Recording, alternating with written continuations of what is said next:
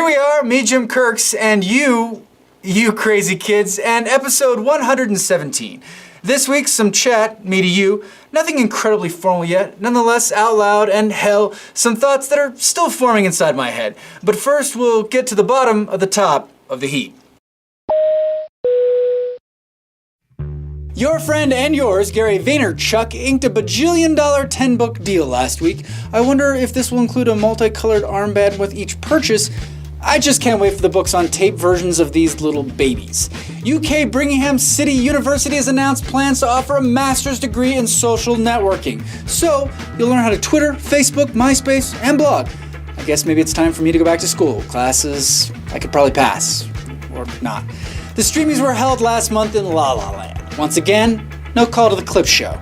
Chuck, it really is about who you have had or might have had sex with, isn't it? Sex.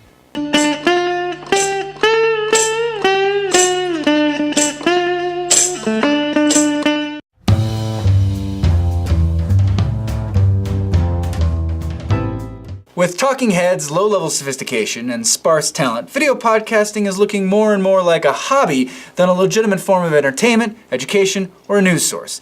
Never did I feel this more than when I watched the first 2 episodes of Kevin Pollak's Chat Show. We're not ready. We're really not. It's not just me seeming like a guy talking till he runs out of breath. We've only got 3 hours to fill. No, I'm kidding. It's a pretty common theme between podcasts that we start as one thing, and through comments, conversations, and ass-chewing insults, we become what we are. It's hard to say anything more about the show because I, nor its creators, are completely sure what it will become one episode to the next. But oddly enough, and despite an intimidating runtime, the host is as funny as he was as a brownie, and as slick-tongued as he was playing Boss Vic Cause. This is what I look like. It actually turns into a quick Woody Allen in some regards. You know, without sounding a bit didactic, I think it's extremely important that we bring in a large Aryan guest every 4th show, just to show diversity.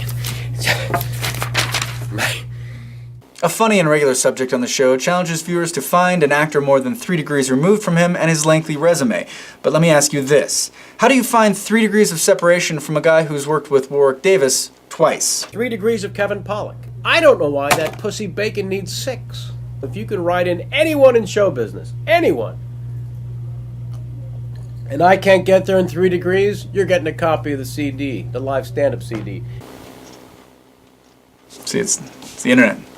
You just stare off into his creepy moments of silence, his sudden moments of brilliance, and for his hundreds of thousands of Twitter followers, we'll give an 8 on the Congdon. This is the video podcast for everyone, even for those who don't watch it, so whether you're enjoying the show or enjoying missing it, remember that's exactly what it's there for.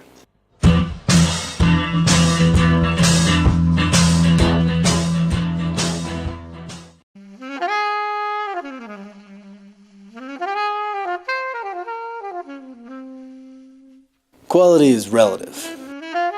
That's what she said. So I go over and over it until my feet hurt from walking around my head so long. I live and work in a basement, far away from the cities, the bright lights, the key grips, and the best boys. It's just me and my girl. The den of the underworld's most corrupt.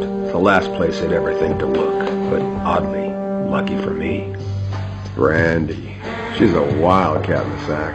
But when she's not on her back, she's watching mine. Hello, Murphy. The usual? Dead End City is the Frank Miller-inspired short film series still in the works and not altogether complete, but worth looking at. Whether it's the first voiceover and green screen saturated episode or the making of featurettes that let you behind the black and white. It has babes with brains, it has guys, it has guns, and it has a sexy, smart story. It's a cliffhanger, it's a serial, now what happens? Everybody likes spaceships and aliens and gangsters, really hot bartenders and guns, and zombies.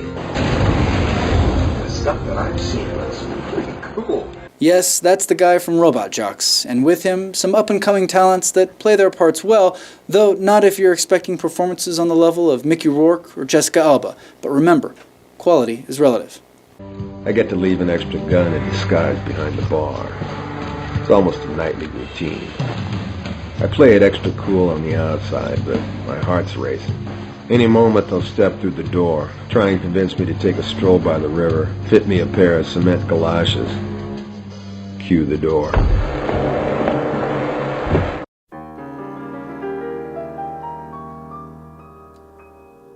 And then it hits me. There's a difference in taking my girl to a movie house, to watching something on TV, and finally a difference to watching something on my computer. It's all relative, and the expectations that go with them. But this girl was a 10 on my Congdon, a real sweetheart. If you like them with curves, turns, and poorly outlined green screen shadows, she's your kind of sweetheart too.